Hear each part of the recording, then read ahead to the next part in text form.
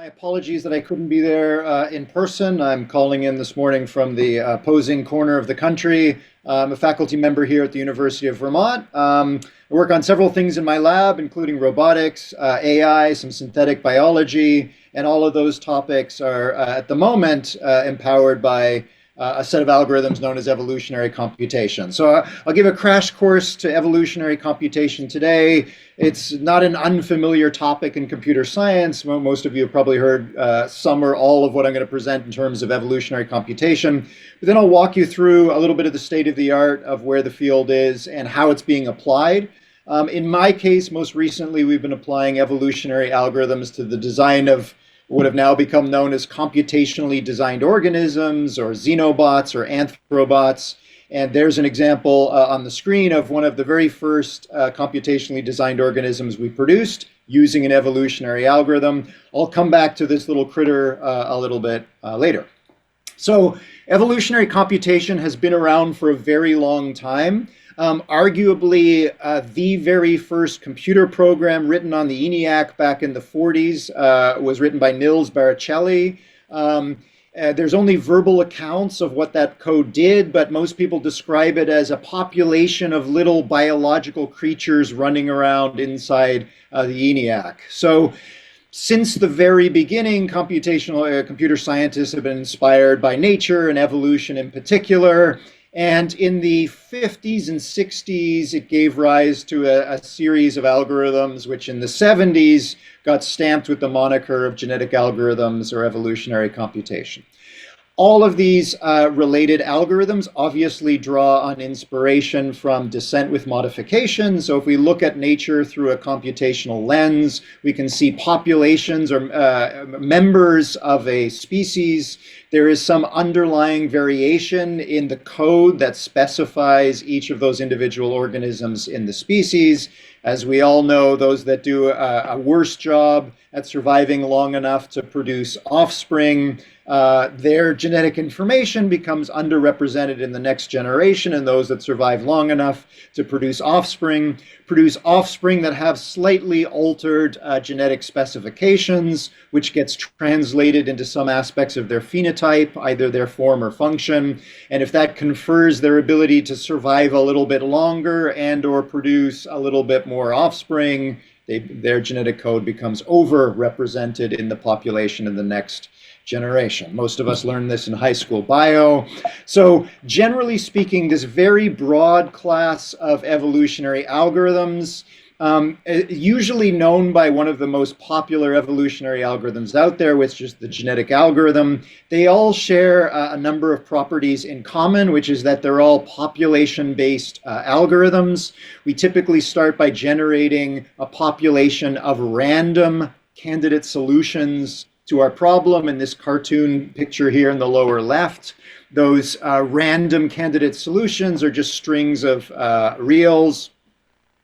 We then have some code, some additional code that can evaluate the fitness or lack of fitness of these candidate solutions. How well do each of these candidate solutions do at solving whatever problem we want them to solve?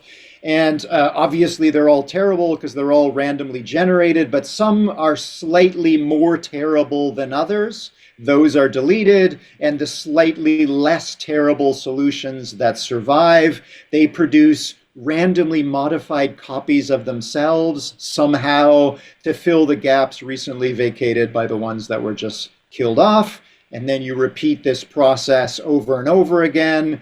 And as has been seen hundreds or thousands or tens of thousands of times by now, the average fitness of the individuals in the population tends to increase over time. Generally speaking, that's where the similarity with nature ends. So just a little bit of a disclaimer here. All of these evolutionary algorithms, they tend to make biologists, and particularly evolutionary biologists, furious because we tend to use a lot of biological terms that don't seem to really match what's going on inside the code, but be that as it may. Okay, so if we're going to talk about evolutionary algorithms, it's good to introduce Sewell Wright's intuition pump for thinking about this. And this is the concept of a fitness landscape. So at heart, biological evolution and evolutionary algorithms are search processes. What are they searching? They're searching over the space of all possible genetic encodings for, in the case of nature, organisms. In the case of evolutionary algorithms, genetic encodings that encode a candidate solution to our given problem. You can imagine this space of the space of all possible genetic encodings as deployed through some horizontal space. If we have a genotype, a storage of genetic information where that genotype has just one gene in it, just a single number that represents a candidate solution to our problem, then we can imagine a one-dimensional line where any point along that horizontal line represents a particular value for that individual gene. And the height of any one of those genotypes is represented on the vertical axis as fitness. Even with just this very, very simple one-dimensional genotype, you can see why the fitness landscape has had such staying power as an intuition pump or a way of thinking about evolutionary dynamics, is if you visualize the surface of this fitness landscape, you get a sense for how evolution, either biological or artificial, is going to search over this fitness landscape, search the space of all possible genetic encodings, looking either for the tops of mountains, if we're interested in higher fitness, or searching for the lowest troughs, if we're looking for to minimize error or minimize loss. Pick your metaphor, it doesn't really matter. So just a little bit of terminology. We're going to use genotype to refer to any storage of the information to a candidate solution, and a phenotype for the form or function of that solution, the actual solution itself. So we're going to turn the blueprint, the genotype, into a phenotype, and then we're going to have some way in an evolutionary algorithm for the computer to assign a fitness score to that phenotype, which becomes the height of that point in the fitness landscape. If we're working on a problem in which candidate solutions can be represented by just two numbers, we have just two genes in the genotype, and the fitness landscape becomes a three-dimensional object. Generally speaking, obviously, genotypes have many, many parameters stored within them. So for any n-dimensional genotype, the corresponding fitness landscape is always n+1 in dimensions. And again, we can think about this surface as we walk our way through a series of evolutionary algorithms. So starting about as simple as you can start, we have the very famous and still used hill climber. We start in this case by generating just an individual random genotype. So a hill climber, strictly speaking, is not an evolutionary algorithm because it doesn't deal in populations. There's just one solution moving across this landscape at any given time. We assess the fitness of this quote-unquote parent, which gives us its position in the fitness landscape. We then generate a randomly modified copy from that individual parent, produces one child. In this cartoon example here, the child's fitness is slightly worse than the parent's fitness. So in the hill climber, if the child is worse than the parent, we discard the child and the parent is allowed to produce a second offspring.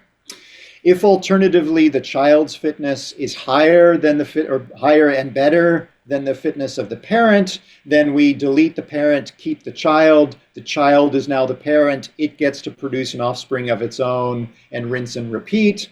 And in my cartoon example here of a fitness landscape, you can see what the cost for this algorithmic simplicity is. Hill climbers tend to get stuck on local optima. In my cartoon example here, the parent and child and the grandchild and the great-great-grandchild will gradually scale this local optima and get stuck at the top of this right-hand peak. So very, very simple, but a relatively weak search algorithm for exactly this reason. The next most simplest, not quite evolutionary algorithm you can imagine is the parallel hill climber. Just obviously run as many parallel hill climbers as you can in parallel with the hopes that one of these parents in the very first generation at the beginning landed on the slope of the global optimum. whenever we think about these fitness landscapes, it's important to remember that they're shrouded in clouds. We do not know what the shape of this fitness landscape is. If we did, we would know exactly where to go in horizontal space to reach the global optimum. So again, all we can do is hope, and with enough hill climbers running in parallel, you can decrease the probability that you will that everyone will get trapped on a local optima, and that someone will stumble across the global optimum. But again, still not very satisfying. We do, however, now in the parallel hill climber have a population-based search algorithm, so it's starting to embody some of the necessary features of an evolutionary algorithm. Moving on from here to the genetic algorithm, again, this is sort of the most popular and well-known of all the evolutionary algorithms. Genetic algorithm looks and acts almost like a parallel hill climber, with one key difference here, which is sexual recombination is introduced. So in this case, we have a red parent up here in the top and a blue second parent underneath. We randomly choose a cut point between the genotypes of parent one, the genotype of parent one, and a random cut point through the genotype of parent two. We unstick the left half of the red parent and we unstick the blue part of the second parent and glue those red and blue parts together to produce one child. And then we take the blue part, the left-hand blue part from parent two, and the right-hand red part from parent one, glue those two pieces together, and we have two children. Neither of those children resemble each other very much, but they partly resemble their parents. So again, we're moving more into something that looks a little bit more like descent with modification. Why sexual recombination? Well, the answer is the same reason that Mother Nature discovered sex in the first place, which is that if you do genetic recombination in the right way, you can often combine the best parts of two worlds. So if parent one has solved part of the problem you're interested in, and parent two has solved a different part of the problem that you're interested in, you should be able, or the genetic algorithm should be able eventually to glue those two parts together and produce a child that can solve both parts of that problem successfully. Sounds good in theory. It turns out in practice, it's very, very difficult to get this process to work. If you imagine cutting a MacBook Pro in half and cutting a Windows PC in half and gluing those two parts together, what's the chance that you're going to have a laptop that's better than either? Pretty low. So it actually took quite a while to figure out how to get all this to work, and I'm not going to go into the nitty-gritty details of it, but generally speaking, this is tricky to do in practice. Okay, something else, another thing you can do to improve this evolutionary search is to tune the velocity and the momentum of at which these points or these genotypes move horizontally through the fitness landscape. Just as a reminder, if you take a genotype and you mutate it or you sexually recombine it and bring in some new genetic material, you're making a horizontal move within the fitness landscape, and then you can assess the height of that point. How good was that mutation, or how good was that recombination event? Big question in evolutionary algorithms, and a big question that remains in state-of-the-art machine learning is how quickly or how far should you move horizontally in the fitness landscape. This is known in machine learning as tuning the learning rate, and there's very sophisticated ways these days to tune learning rates in machine learning algorithms. Same thing in genetic algorithms. So there is a sister algorithm to genetic algorithms known as the evolution strategy. In the evolution strategy, you can think of the genotypes as 2 by n matrices, where n represents all the parameters you need to describe a candidate solution to your problem. And each of those n parameters has associated with it a step size. And that step size dictates how much to alter that particular parameter if it's chosen for mutation. So just to work just to help build some intuition around this idea, in the upper right here, let's go back to assuming that in our genotype we have just one gene. There's just one parameter required to describe candidate solutions to your problem. Imagine we have this blue point here, which is halfway up the slope of the global optimum. And this fitness landscape, it's multimodal, but it's relatively smooth. So for horizontal moves quite a bit to the right or quite a bit to the left of this blue point, the slope is still there. You're still on the slope of the global optimum. So in this case, for this individual parameter, it makes sense to have a relatively large step size of 0.1. 0.1 in this case, just assume that it's arbitrarily large. And any step 0.1 to the right or 0.1 to the left of this parent sitting halfway up the slope, 50% of the time the child will be worse than the parent if that mutation moves the child to the right, and half the time that child will be better than the parent if that mutation moves the child to the left. But imagine, unbeknownst to us, the parent is actually sitting still halfway up the slope of the global optimum, but this search is operating within a much more rugged fitness landscape. In this case, moving 0.1, any distance 0.1 to the right, you're losing all sense of gradient. You might get better, you might get worse. Same thing with moving to the left, things might get better, things might get worse. And if this parent is already partly optimized, it's halfway up the slope of a global optimum, then most mutations are going to make things worse. So intuitively, when you're in a rough fitness landscape, you want mutations to be mild. You want them to make a slight random change to the underlying genetic instructions. When you're on a smooth fitness landscape, you want jumps to be large, horizontal jumps to be large. Turns out in most real-world problems, when you have many parameters, some of those parameters are moving along rugged horizontal directions. So the fitness landscape is rugged in the direction of that particular parameter. Other directions, other horizontal directions in the fitness landscape may be relatively smooth. You can tune that parameter by a lot and not affect the overall performance of the candidate solution. For the sensitive genetic parameter, any slight changes cause a big change in the overall performance of your solution. So how do you know what the step sizes should be, not just for the genotype as a whole, but what should the step size be for each individual gene or each individual parameter? Well, you go ahead and just evolve those step sizes themselves. And it turns out this works pretty well, but it begs the question, how much should you mutate these step sizes? You need to sort of evolve the step sizes for the step sizes. It's a bit of an infinite regress here, so it's tricky to get an evolutionary strategy to work well, but you can develop an evolutionary algorithm that, like certain machine learning and gradient descent methods, learn over time or evolve over time ways to fortuitously change solutions to your given problem. Josh, we have a question. Sure, go ahead. So is there any notion of memory for certain parameters to not be messed with too much and certain to be more messed with? For instance, eye color is not that important, but symmetry of the body is very important in humans if you mess with those parameters.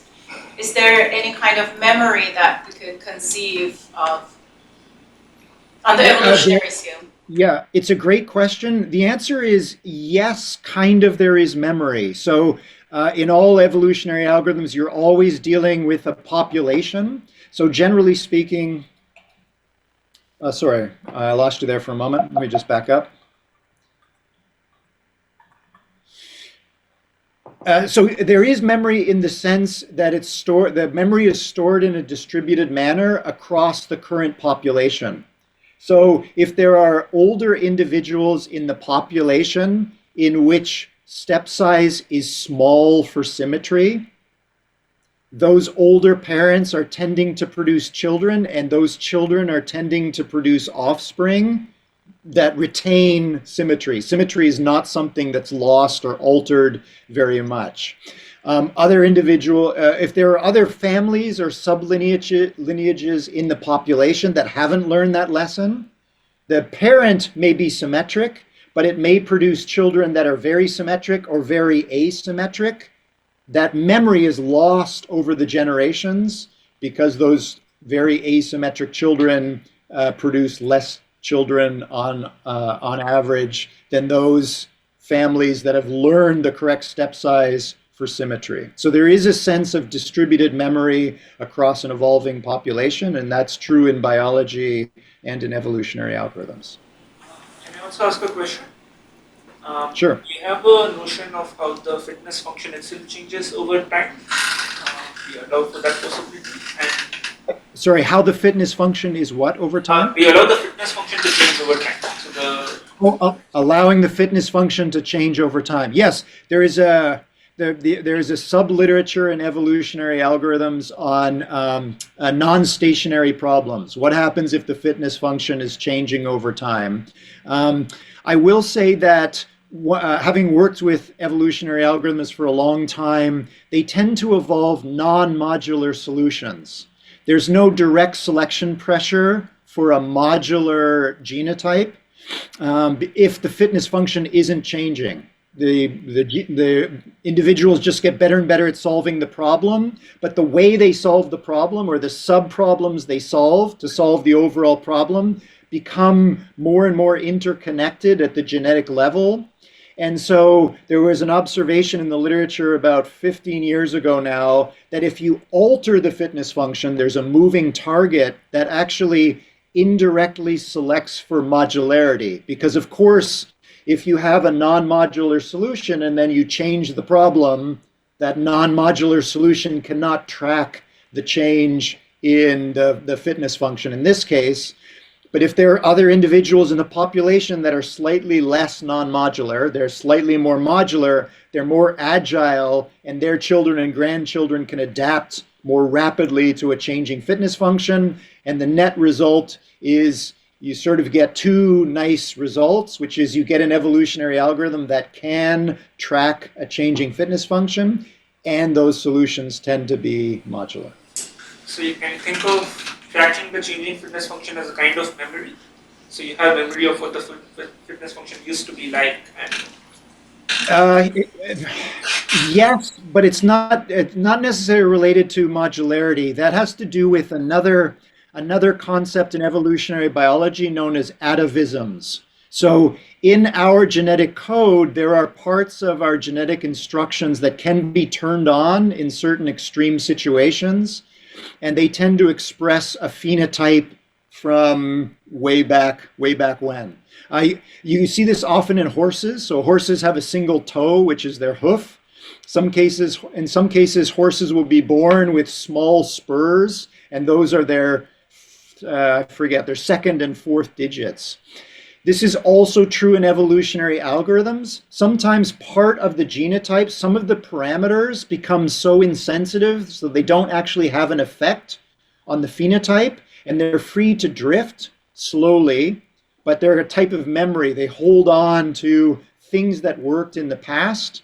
And if you have a moving fitness function, sometimes the evolutionary pressures exerted by that moving fitness function will lead things that accidentally turn back on old parts of the genotype to solve that old problem. If that old problem comes back around again, then yes. So there is a sense of memory, there is a sense of genetic memory as well. If you have a sufficiently sophisticated evolutionary algorithm in which not every genetic parameter always affects the phenotype or affects the candidate solution to the problem. Yeah, thank you. Any other questions? Yep, one more. What's the granularity of the different modules that make up this quote-unquote modularity that you're talking about? What are like the levels of abstractions there? Yeah, it's a good question. The most well-studied case was looking at like Boolean circuits, so evolving evolving and or, an exclusive or, and then evolving combinations of them to produce a multiplexer and then an adder. So basically the candidate problem is evolve parts of a computer, a digital logic network somehow. And they ran a moving fitness function in the sense that they asked for a multiplexer, then they asked for an adder, then they asked for a multiplexer, then they asked for an adder. They went back and forth between different fitness functions. And what they saw was evolution sort of rediscovering what humans discovered when they were developing digital electronics, which is figure out an AND gate, figure out an OR gate, figure out NAND, and then figure out how to modularly put those logical components together. So your question was about the granularity. So you can think about it in terms of little circuits being put together in more and more complex circuits. But in the modular solutions, there's only a few wires connecting those smaller circuits to produce larger circuits. That's just one application, but that hopefully gives you a sense for how this works. Yeah. Any other questions? Be a follow-up. Yep. So for evolution of brains and their change over time, they're extremely modular, and especially in mammals, for instance, or even in birds, but different branches of modularity. Is this applied to that? Is there work that specifically does computational work on the phylogenetic tree for evolution of brains? Yes, but there's a lot of friction between the two fields when computer scientists try and point at some sort of evolutionary dynamic going on inside their evolutionary algorithm. Like we were just talking about, you can point at an evolutionary algorithm and say, aha, you can see the evolution of modularity. Typically when that's presented to a theoretical evolutionary biology, they say, I don't understand, that you're missing all these other components of biological evolution. So it takes a little bit, as always in science, it takes a little bit for the two communities to actually get together and go from an observation in a computational system to see if that can answer or alter the kinds of questions that are being asked in theoretical evolutionary biology. It does happen, but not very often. Usually the flow is the other way. Computer scientists are looking at what's known about evolutionary biology and then trying to build that into our search algorithms to make our search algorithms better. Other questions, comments? Okay. Just again, to give you a sense of sort of the breadth of the field, there are, again, hundreds or thousands of different kinds of evolutionary algorithms. This is another very popular one that's still used into the present day. It's called genetic programming because in this case, we're not going to evolve vectors or sets of numerical parameters. In this case, we're going to evolve actual computer programs. You can imagine a population of different computer programs, or sometimes evolving populations of mathematical equations. Now, why you would want to do that? We haven't said why yet because we haven't said anything about a fitness function. We're just talking about the genotypes, the things that are being encoded. So, turns out that there is a problem in regression known as symbolic regression. In symbolic regression, we are trying to come up with a mathematical equation that describes some raw data, and we're trying to make little assumptions about what the form of that equation should be. So in linear regression, we assume a linear model and then try and fit coefficients to that linear model. That's linear regression. You can also do nonlinear regression. You can generate a polynomial and then try and fit coefficients to the polynomial so that polynomial will touch all of your raw data. But who's to say that a polynomial is a good underlying mathematical description of your data? Maybe it's something else. Why don't we let AI, or in this case an evolutionary algorithm, search for not just the numerical coefficients of a human-generated equation? Let's let the evolutionary algorithm find the equation itself that best describes your raw data. That's symbolic regression. One way to solve symbolic regression is to use an evolutionary algorithm and to use this evolutionary algorithm, genetic programming. So let's imagine you have a bunch of raw data. Let's imagine it's univariate. So we have y equals f of x, and we'd like to, or z equals x in this case. We want to know what the symbols that make up that equation are, thus symbolic regression. We could start this problem by generating a population of random equations. And I've done just that for you in this slide. So we have P1, which is parent 1. And parent 1 is encoding a random equation in a tree. This is a particular data structure from computer science. I don't want to get into the details of data structures. I don't think it's relevant for us today. You'll just have to trust me that this particular data structure here is encoding this random equation here, 0.8 plus x times 1.4. We can generate a second random equation, and it just happened to be 0.2 divided by x plus y. We could generate as many as we want. We could create a larger and larger population of random equations. We can then bring in a fitness function. We want these equations to do something. We want these equations to fit our raw data as well as good as possible. So we can use least squares, or we can take some method off the shelf that will tell us how well or how poorly any one of these random equations does at describing our data. As always, in genetic programming, it goes through and deletes the equations that do a poor job of describing our raw data, and it makes randomly modified copies of these equations that do a slightly better job of describing our data.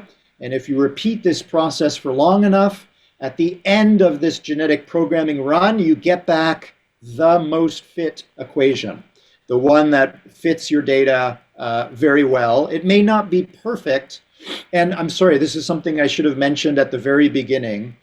Evolutionary algorithms are actually algorithmically very simple. You can often code them up in about a dozen lines of code.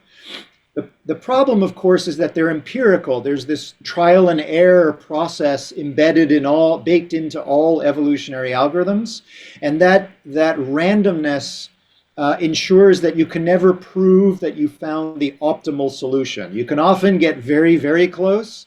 You can get very, very, very close, but you can never be sure that you found the optimal solutions.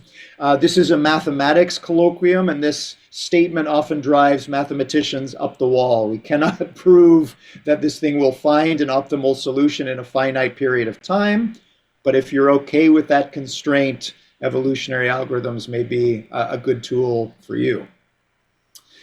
So back to the genetic programming. How do we produce randomly modified copies of equations? Well, we can reach into the equation and we can point at random. We can grab at random a number or a variable or an operator like plus or multiply, and we can then replace it with a random operand like a numerical constant or a variable, or we can replace it with a random operator like plus, minus, multiply, or divide. That's mutation. We reach in and make a local change to a part of an equation.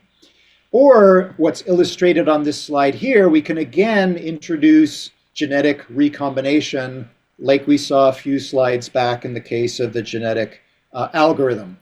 We can take two parents, P1 and P2 here, and you can see in the red box what those two equations actually are.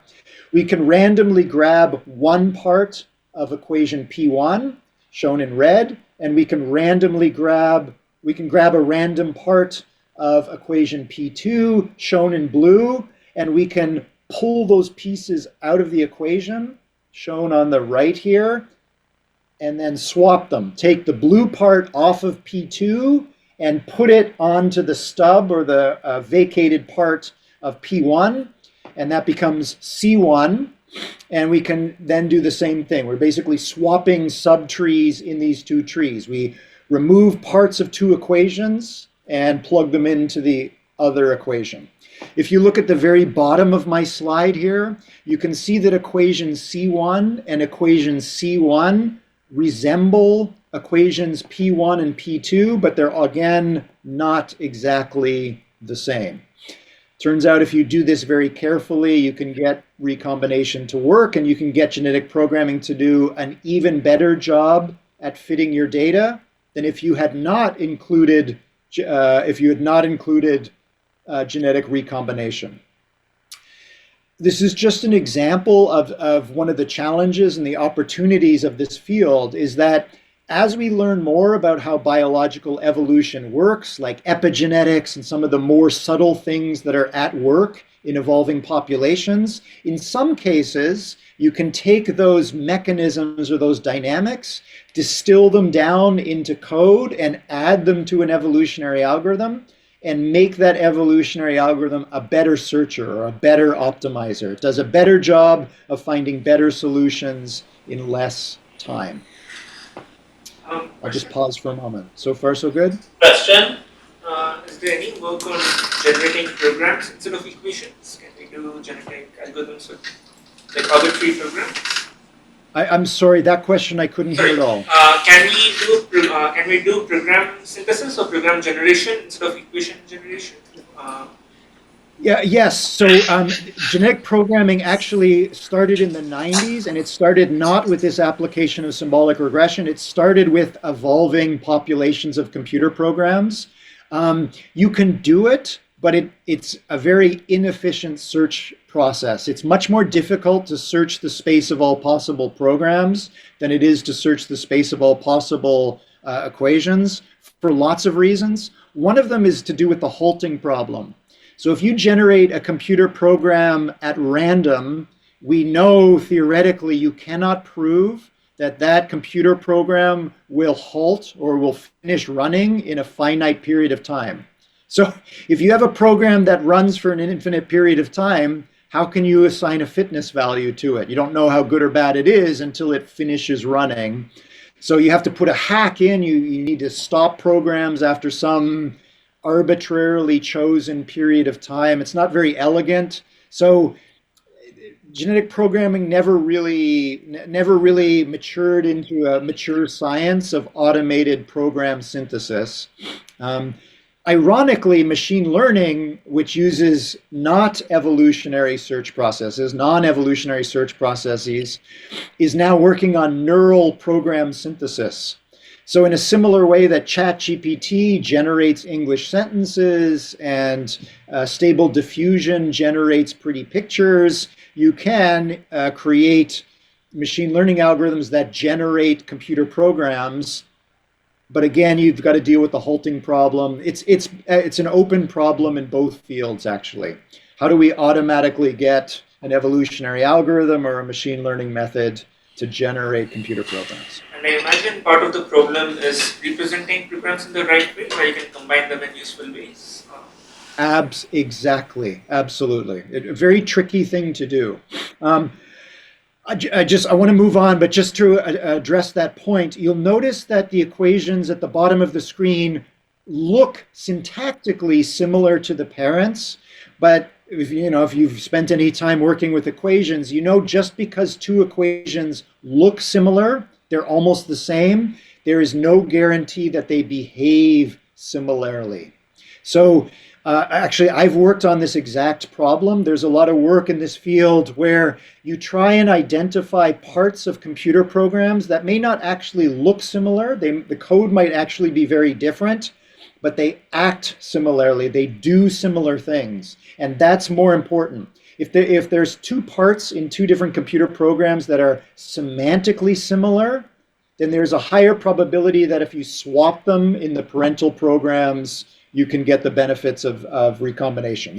You can cut a PC and a Mac together and glue them together and have any chance that they'll actually do better. But it's tricky. Okay, all right, I'll push on.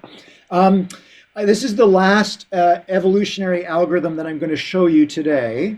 These are known as compositional pattern producing networks, or CPPNs. It's a bit of a mouthful.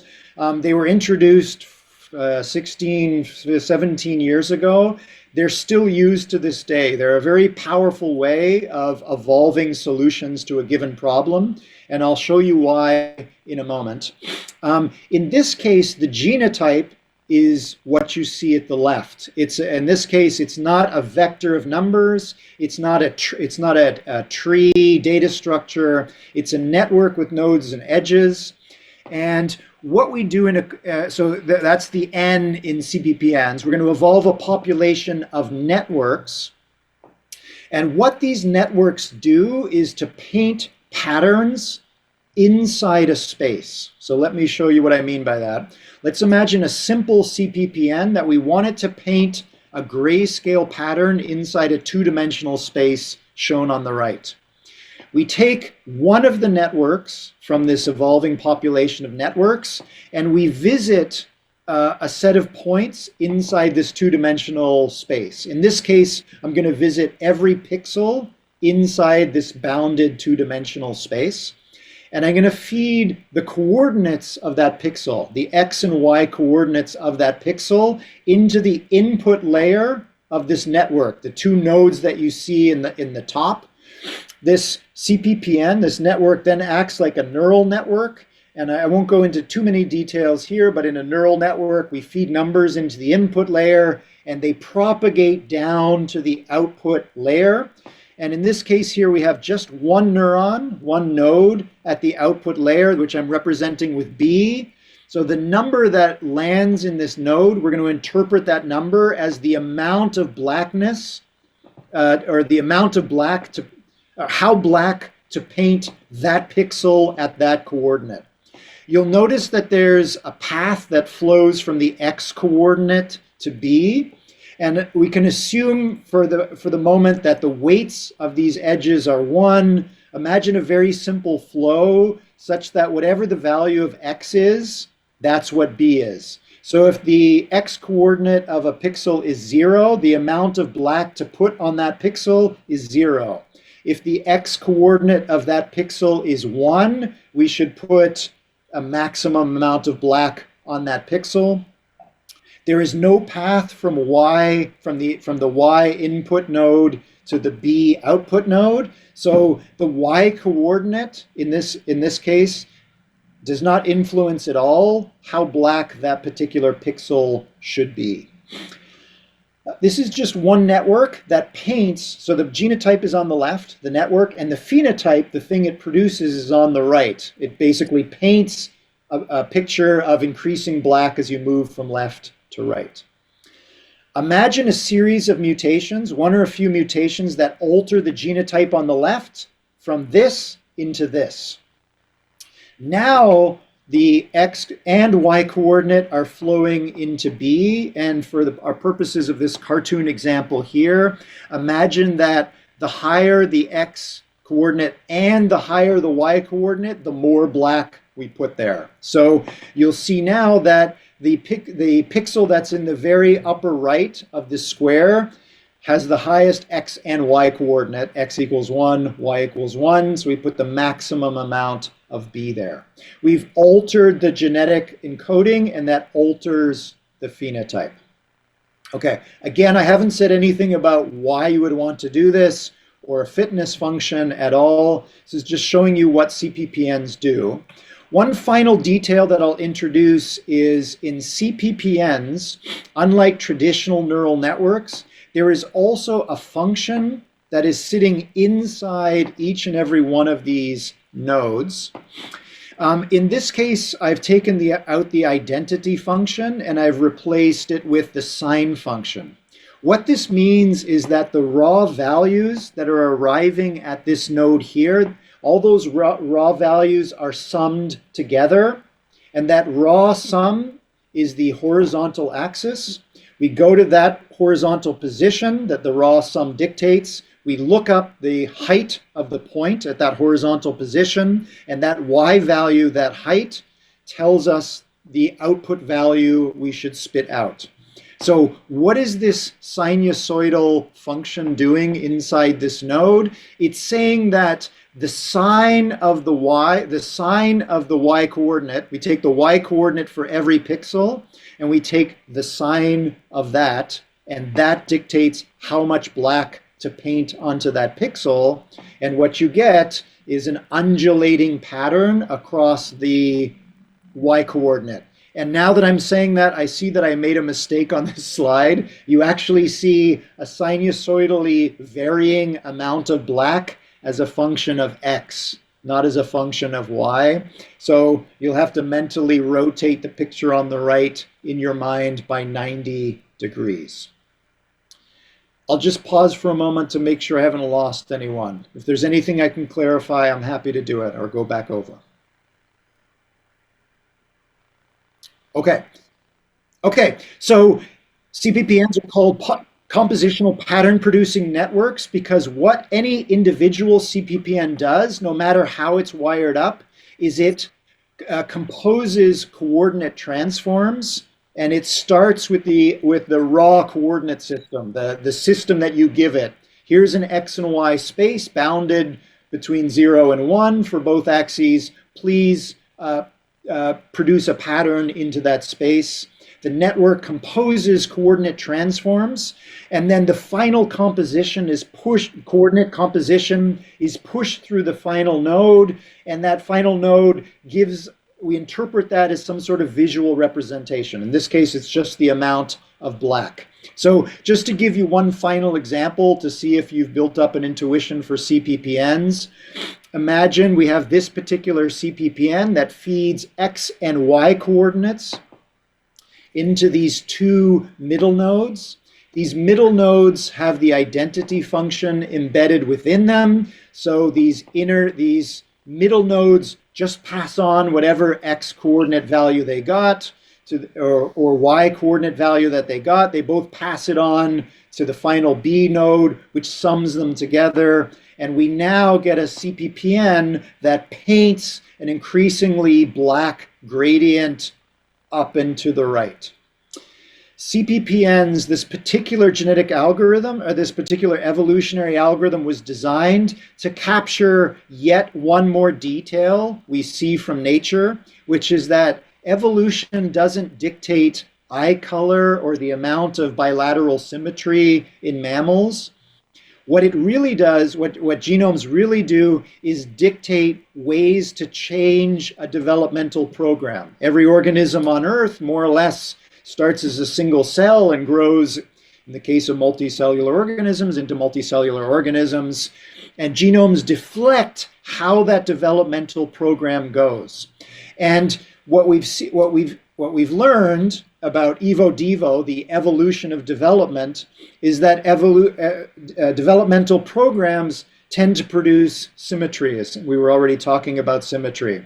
So you tend to get symmetries and gradients and repetition and variations on a theme in animal body plans. Evolution doesn't evolve a disjointed set of physiological features. Evolution over time has biased itself to search within the subset of all possible organisms in which you see regular patterns, repetitions, symmetries, variations on a theme. Same thing with CPPNs. A randomly generated CPPN, if you wire up a CPPN randomly, it does not produce a picture of white noise. It tends to produce regular patterns, gradations, repetitions, variations on a theme. For any given problem you can imagine, most solutions to that problem, if they're complex solutions, like an equation or a computer program, those solutions also have repetitions, variations on a theme. Good solutions to problems tend not to be some random amalgam of components. Good solutions, no matter what the problem is, also tend to have regularities within them. Since we know that, why don't we bias our evolutionary algorithms to again focus its search within the subset of all possible solutions?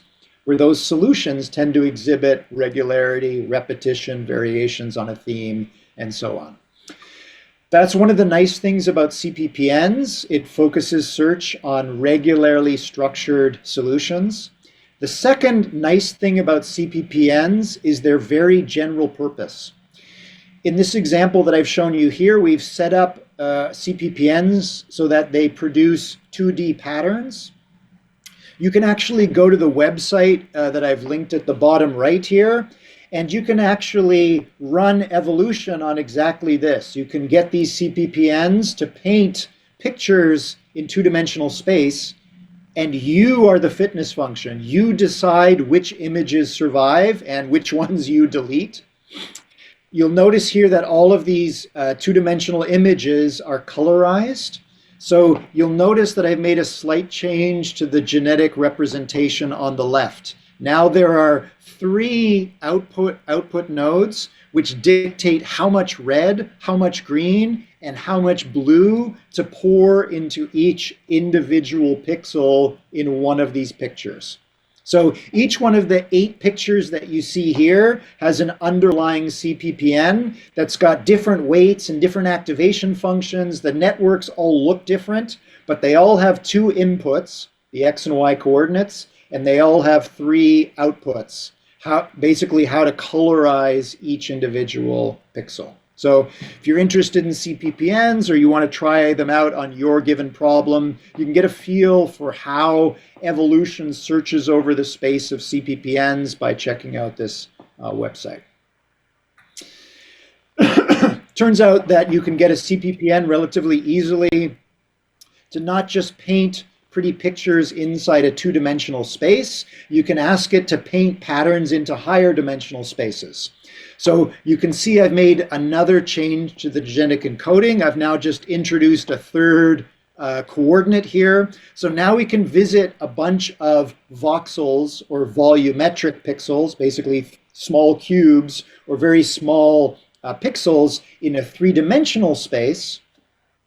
And in this particular experiment from 2011, what the authors did was they looked at the output, the single output node in each CPPN, and if that value that arrived at that node was positive, they kept that voxel, and if that value was negative, they deleted that voxel. And the result of any of that is that any one of these kinds of CPPNs will construct a 3D geometry inside some bounded 3D space. And in this case, they then took the 3D geometries that folks tended to like or thought were beautiful, and they sent those to a 3D printer and printed them out. So these are computationally designed artifacts. A fun exercise and interesting, but one of the limitations of this is that these are just artifacts. These are not things that move.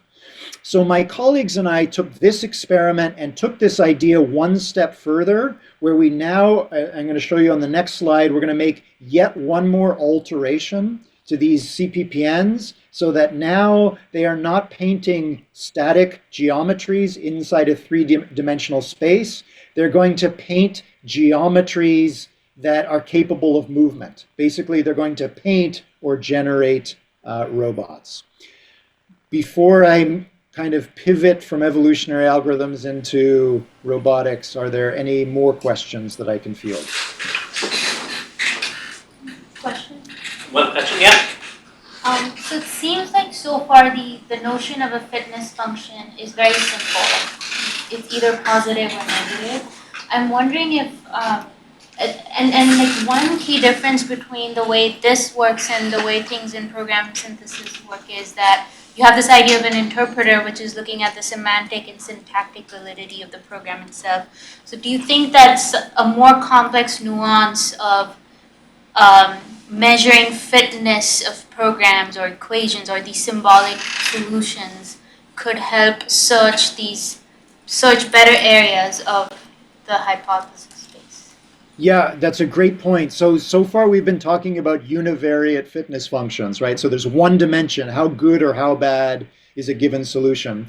There's a whole other branch of evolutionary algorithms known as multi-objective optimization, in which you basically have a multivariate fitness function. So in the case of program synthesis, one objective might be validity, or how well the program executes whatever you want it to execute. The second objective may be parsimony. How few lines of code can that program do whatever it is you want us to do? Whole other branch also has its own challenges, but it definitely is possible. Thank you. Yep. Okay. Any other questions? Okay. A lot of species in the wild, they evolve in tandem or together within each other's ecological niche. Is there an aspect of joint evolution or ecological evolutionary algorithms? Yeah, that's a great question. So there absolutely is. These are multi-demic, or they're algorithms in which there's one whole population, but there's structured subpopulations within that overall population. So now the population is really an ecosystem, and you can think of these populations within it as subpopulations which are evolving, but whatever happens in one population indirectly exerts different kinds of evolutionary pressures on the other populations. You could do that, of course, because now it's a much more biologically plausible evolutionary algorithm. But as computer scientists, we're usually not that interested in biological plausibility in and of itself. We're doing it so that the evolutionary algorithm will search better. So one of the ways this works is, again, if we look at this fitness landscape, we could imagine a bunch of random subpopulations, and they're searching different parts of the space. If one of these subpopulations finds by chance that it's happening to climb to higher heights than points on another local optima, so you have one population which is starting to proliferate or do better than another population, it can start to drive that other population to extinction, and that population that's climbing a higher mountain, it starts to monopolize more computational effort. You got to run all these algorithms on a computer, and you've got limited compute. So each subpopulation basically starts to recruit more and more. Each population tends to recruit more and more compute if it's doing a better job at whatever it is you want these solutions to do. So then you start to get ecological dynamics where you have some populations driving others to extinction. You can also end up with interesting co-evolutionary dynamics where you get Lotka-Volterra oscillations. One population is doing better for a while and then not. And yeah, it gets very interesting very quickly. But it also is possible to do, I think, what you're suggesting. Okay, I see we've got 2 minutes left. So, 15 minutes. Oh, I wanted to leave time for questions, but I guess since we're fielding questions as we go, I'll just carry on. Okay. So as I mentioned, we're now looking at an evolutionary algorithm that's evolving static objects. There is a flourishing field now known as evolutionary robotics, where you can basically evolve machines, three-dimensional objects which move themselves.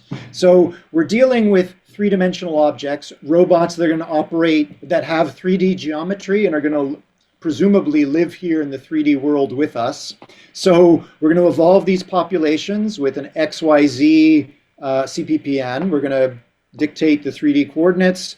And although this seems strange, we're going to also paint colors into a three-dimensional space. What does this look like? It looks like this. So we start with an empty three-dimensional cage. We visit a series of points inside this cage, and the outputs here dictate what color to make each of these voxels, each of these 3D pixels. I neglected an important detail here. I forgot to mention this, or I forgot to put this on this slide. There's also a fourth output neuron, which indicates whether or not whether to delete that voxel or not. So the phenotype, or the picture that you see on the right, you can see that not every voxel in this cage has been preserved or kept. Some of them have been removed. You can think of this CPPN as a sculptor sculpting in three-dimensional space, and at every point the CPPN is considering whether to remove a voxel or not. And if it keeps a voxel, it paints it with a particular color. Seems like an odd place to start if we're trying to get a CPPN to create a robot for us, but bear with me for a moment. I want you to now assume that these colors are going to tell the robot that's made up of these cubes how each of these cubes should operate. So we've been talking about voxels, or little cubes, for a moment. In a moment, we're going to make these cubes literal, and I brought along one of these cubes with me. This is just my grad students call this a stress relief toy. You just grab it and squeeze it. It's made out of soft silicone rubber. It's hollow inside. There's just air inside, and you can see that because it's made of soft rubber, we can deform it. So what this CPPN is going to do is actually paint a whole bunch of these different cubes, or decide which of these cubes to keep and which ones to discard. And the color is going to tell us, when we go to actually physically make these cubes, the color dictates the material properties of each cube. So in my cartoon example here, this particular cube, which actually is light blue, is like fat or soft tissue in the body. It's soft and it's passively deformed by other things nearby. In the case of dark blue is going to mean make something that's like bone. So imagine, instead of filling this cube with air, we fill it with cement. It's very stiff and it's not going to be deformed by any neighboring things. Any voxels that are painted red or green, we're going to assume that those voxels or those cubes have a little motor inside that increases or decreases the volume of the cube. So you'll see that red and green cubes in this little GIF here. Whenever the red cube gets bigger, the green gets smaller, and whenever the red gets smaller, the green gets bigger. So this is meant to represent agonist and antagonistic muscle groups that we tend to see in mammals. Okay, given that, I'm going to just pause this video for a moment. We're now going to evolve populations of CPPNs, and what you're seeing in the top half, this is the phenotype of one of the randomly generated CPPNs from the beginning of this evolutionary run. We have a CPPN.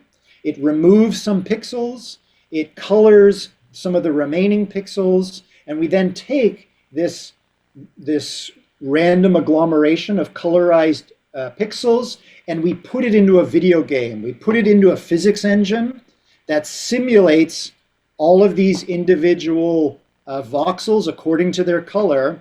And if you look carefully, you'll notice in this case, there just happens to be a patch of red on the front right of the bot, and a patch of green on the back right of the bot. And when the red voxels get bigger, the green ones get smaller. And when the green ones get bigger, the red ones get smaller. The light blue on the top is getting passively pushed and pulled by the muscle on the ventral surface, the muscle underneath. You'll notice that this particular soft robot does a very poor job at what we want it to do, which is move from the left side of the screen to the right side of the screen. What you're watching now is a series of CPPNs that are producing more and more fit phenotypes. These soft robots are actually doing a better job of moving further to the right. The press, when they got a hold of this was Jello robots, I think, was the metaphor at some point. You'll notice some interesting things.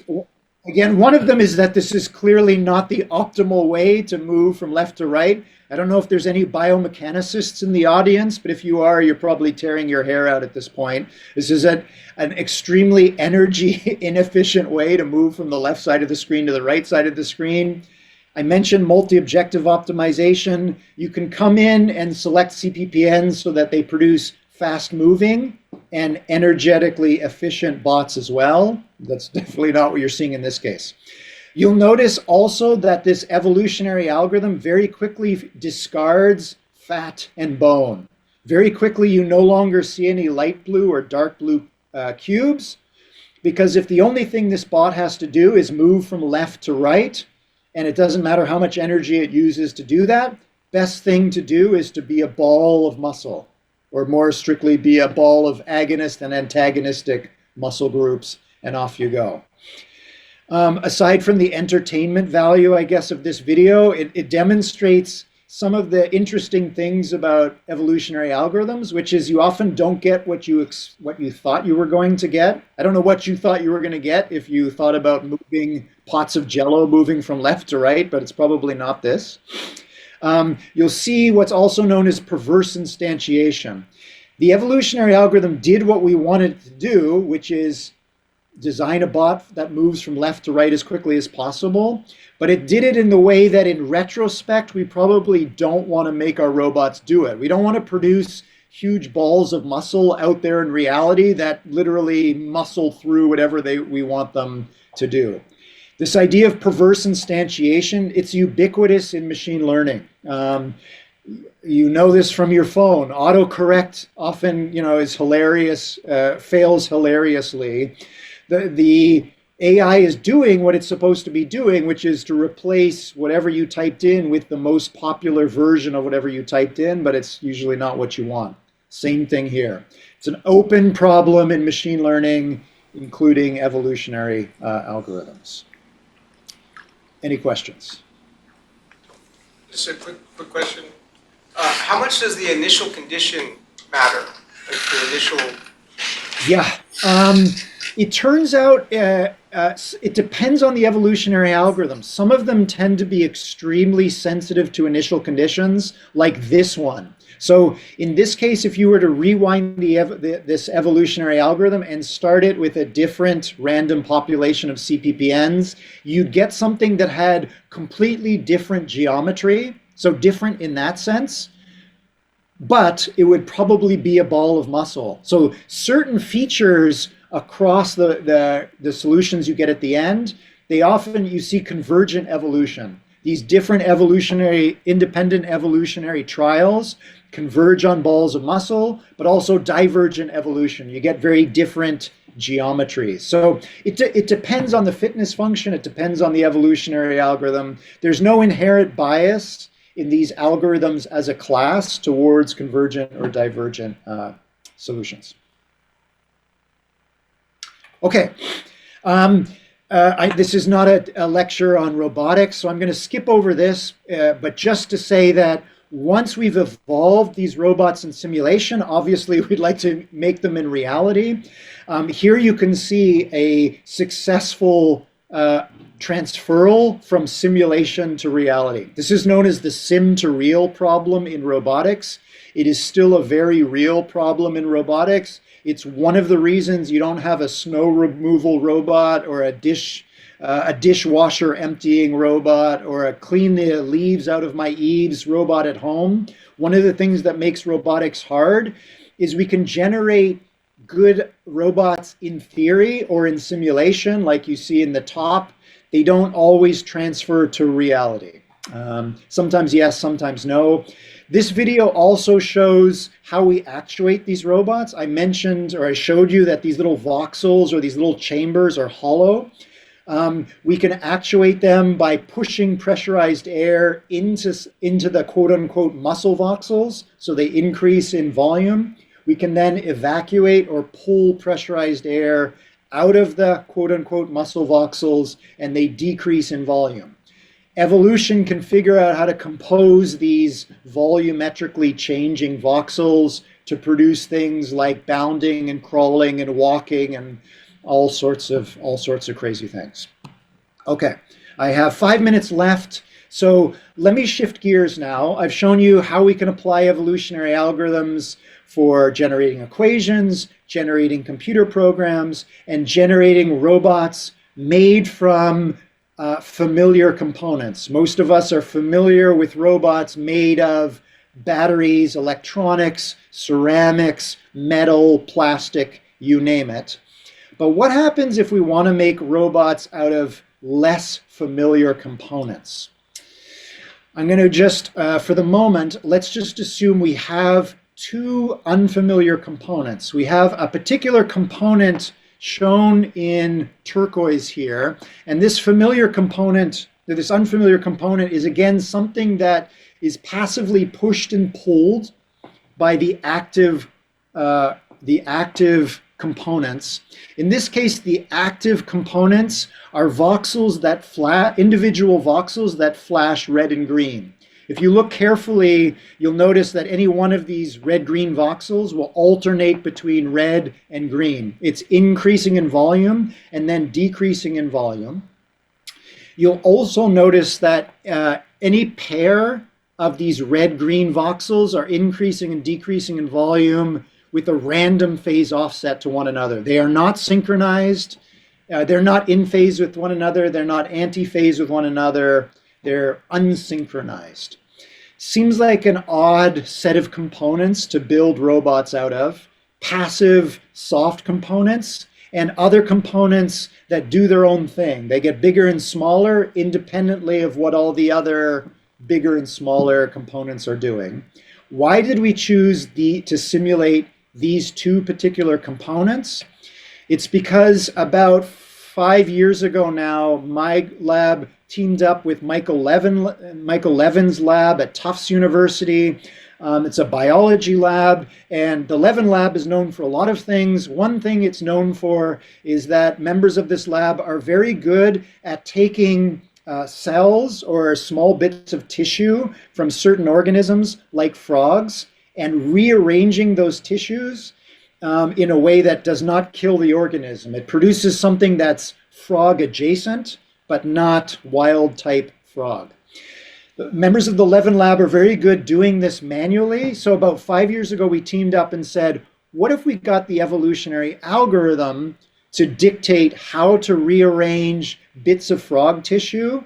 And then if it can do that in simulation, like you see on the right, could someone from the Levin lab actually go in and follow one of these evolved blueprints and put or rearrange frog tissue in the way that the evolutionary algorithm dictated to make an organism that is not frog adjacent? It's something that looks and acts very different from frog. Basically, how far from frog can you get by building new kinds of organisms out of bits of frog? The two bits of frog that the Levin lab was good at manipulating 5 years ago was frog skin cells, which are passive and soft, like human skin, and frog heart cells, which, like human heart cells, on their own spontaneously increase and decrease in volume, or at least change their geometry. When frog heart cells come together in the shape of a frog heart, they spontaneously pump blood in and out of the heart. When their frog heart tissue is rearranged, the Levin lab said, we don't know what's going to happen. So we told the evolutionary algorithm, just assume that they'll be desynchronized. I know I have 1 minute left, so run the evolutionary algorithm forward. And like you saw previously, the evolutionary algorithm said, if you want to put these two types of components together to produce something that moves from left to right, put the soft tissue on the top and put the uncoordinated cardiac tissue on the ventral surface on the bottom, and sculpt something in this rough geometry, and indeed you will get something that moves from left to right. And I'm going to skip over how Doug Blackiston, a member of the Levin lab, actually went about building that design from actual frog skin cells and actually frog heart cells. When he'd finished building what the evolutionary algorithm dictated, he got the thing that you see in the bottom. It doesn't look It doesn't look exactly like what the evolutionary algorithm wanted, and it doesn't move exactly the same way, but close enough. So the thing that you're seeing in the bottom is sped up 4 times, and it's also zoomed in. So the thing that you're looking at is about 1 millimeter in diameter. If you look at it walking along the bottom of a petri dish with the unaided eye, it looks like a very small moving speck of pepper. We published this in PNAS about 3 months before COVID, obviously then monopolized the news cycle, but we monopolized the news cycle for a few months just before that with AI-designed organisms. This is an organism that is built from genetically unmodified cells, but it looks and acts, it's very far in phenotype space from the host organism. I will stop there and acknowledge my colleagues and skip over all these other robotics details that I was going to share with you. And if there's time for any more questions or one last question, I'm happy to take it. Thank you very much.